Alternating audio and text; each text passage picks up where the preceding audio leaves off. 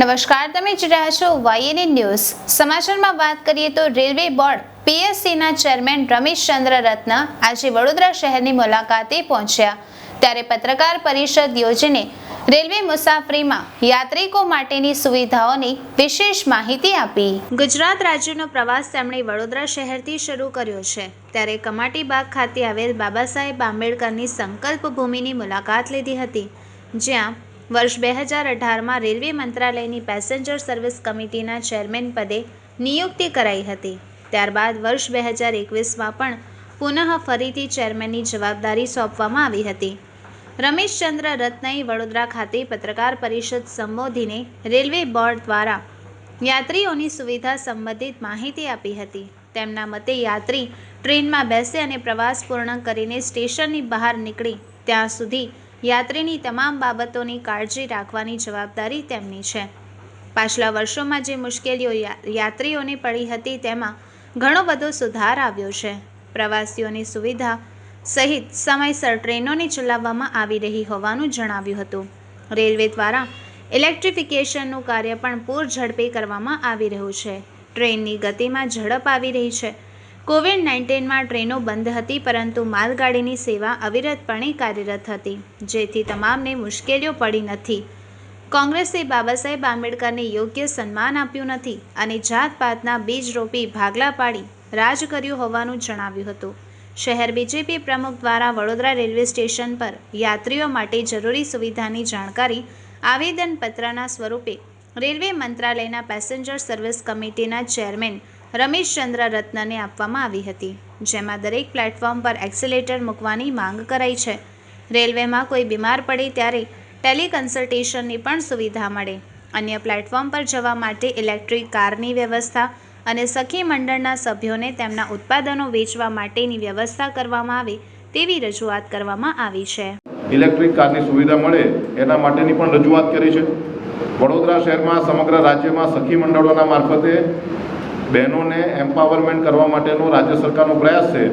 તો સખી મંડળોને આ જગ્યા ઉપર પોતાનો ધંધો કરવા માટે પ્રાયોરિટી આપવામાં આવે અને ઓછામાં ઓછી 30% જે ત્યાં રેલવે સ્ટેશન પરની દુકાનો છે એ લોકલ લોકોને જ મળે કે જે લોકો 10 વર્ષ કે વધારે સમયથી ડોમિસાઇલ હોય, અને તેમાં પણ સખી મંડળને પ્રાધાન્ય આપવામાં આવે એ પ્રકારની પણ રજૂઆત વડોદરા શહેરના ભારતીય જનતા પાર્ટીના સંગઠનના માધ્યમથી કરી છે.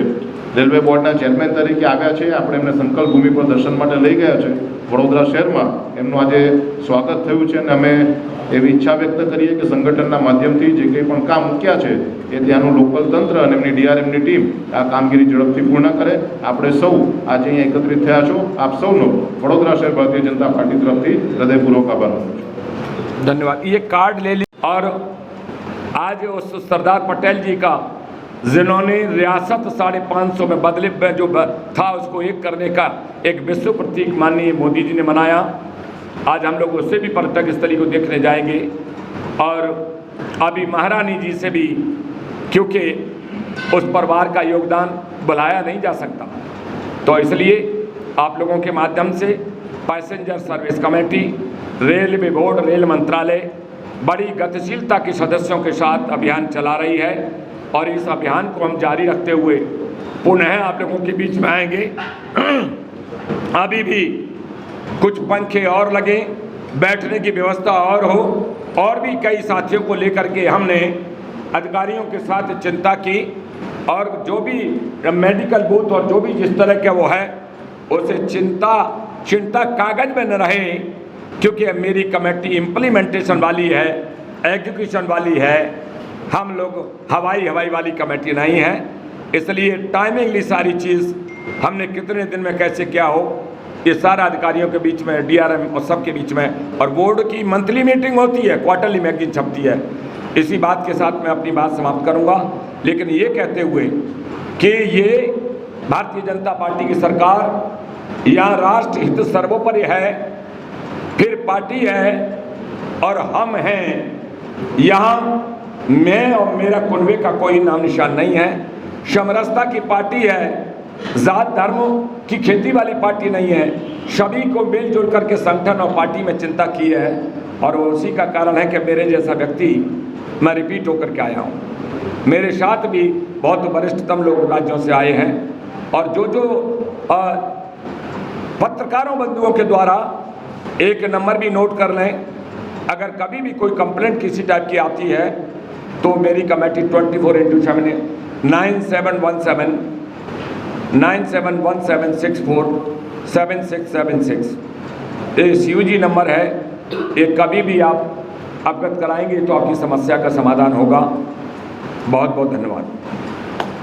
सिचुएशन में काफ़ी सारा ये कोविड-19 में बड़ोदरा से स्पेशली जो है श्रमिक ट्रेन, खाना, पानी, जो ऐतिहासिक कार्य रहा वो बहुत सराहनीय रहा। 24/7 मालगाड़ियों से जिस तरीके से कार्य पहुंचाने का कार्य किया वो ऐतिहासिक कार्य रहा।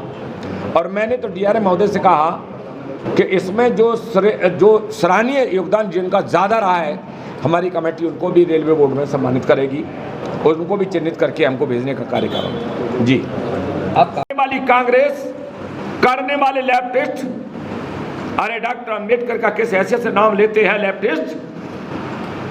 उनके कल कारखाने में हिस्सेदारी बने, लेकिन डॉक्टर अम्बेडकर को दुश्मन लेफ्टिस्ट मानते थे। ओवैसी बोलता है डॉक्टर अम्बेडकर का नाम लेता है, लेकिन मैं पूछना चाहता हूं, डॉक्टर अम्बेडकर ने कहा था, निजाम हैदराबादी से कहा था, निजाम हैदराबादी ने कहा था रियासत ले लो, सियासत ले लो, हीरे ले लो, जवाहरात ले लो, डॉक्टर अम्बेडकर इस्लाम ग्रहण कर लो। लेकिन डॉक्टर अम्बेडकर ने भारत की शक्ति और भारत की भक्ति के कारण बाहरी धर्म को, इस्लाम को ग्रहण नहीं किया। और ये समरसता की जमीन है, जहां समरसता की जमीन से एक अंकुर विश्व का प्रतीक यशस्वी प्रधानमंत्री मोदी जी बने हैं, दोबारा बने हैं। समरसता का आज नहीं बनते तो मैं अनुसूचित जाति का व्यक्ति आज के इतिहास में कोई चेयरमैन रेलवे का SC नहीं बना है। मैं पहला व्यक्ति हूं जो एक बार बना और फिर रिपीट होकर के मैं चेयरमैन बना हूं, क्योंकि मैं अधिवक्ता भी हूं सुप्रीम कोर्ट का। मेरे अनुभव और मेरे उसका जो पार्टी ने सम्मान किया, और रेलवे में भी सफाई कर्मियों का उनको प्रॉपर उचित मुआवजा, उनका वेतन मिले। एक एक राज्य से एक एक व्यक्ति है, लेकिन आपके सामने एक ही बात कहना चाहूँगा, अभी हम 9 अगस्त को ऑफिशियल ज्वाइनिंग की है। हैदराबाद, सिकंदराबाद, तिरुपति, बनारस होते हुए मेरी यात्री सेवा समिति ने पिछले टाइम पे भी नया इतिहास रचा। अश्लील साहित्य न बिके, इसका पिछले टाइम पे भी चिंता की कि भारतीय रेल में कोई अश्लील साहित्य नहीं बिकेगा। डेट वेट रेट ये पैकिंग आइटम पर कंपलसरी होगा। RO कंपलसरी होगा। पीने वाले पानी का टेस्टिंग मंथली और 15 डेज वाली होगी।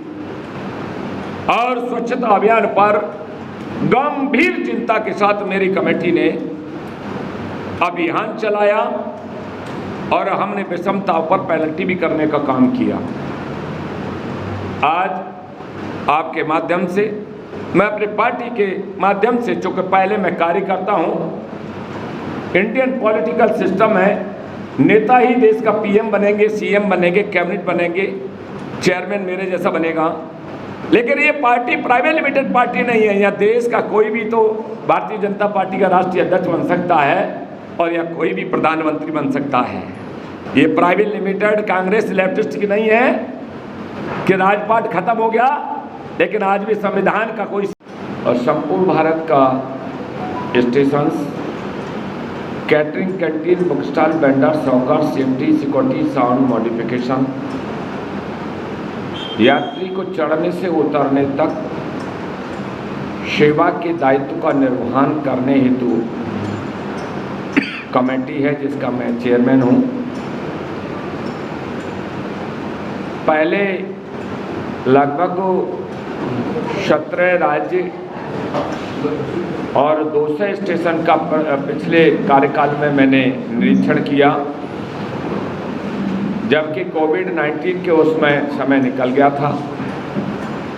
लेकिन आपको खुशी होगी कि भारतीय रेल देशाटन का सर्वोत्कृष्ट माध्यम है। 13,169 रेलगाड़ियाँ 15 मिलियन पर डे यात्रियों को ढोने का कार्य करती हैं। लाइफलाइन ऑफ द नेशन भारतीय रेल को बोलते हैं। और यशस्वी प्रधानमंत्री माननीय मोदी जी ने तो विकास का पहिया भी भारतीय रेल को माना। पिछले काल में यात्री रेल की यात्रा से घबराते थे, कतराते थे और ओवरब्रिज या पटरियां बिछने और तमाम चीज़ों में राज्य और केंद्र के तालमेल में विवादग्रस्त रह कर के न पुल बनता था, न पुल की दीवारें खड़ी होती थी। आज लटकाना, भटकाना, अटकाना माननीय मोदी जी के शासन में ये सब समाप्त हो गया है।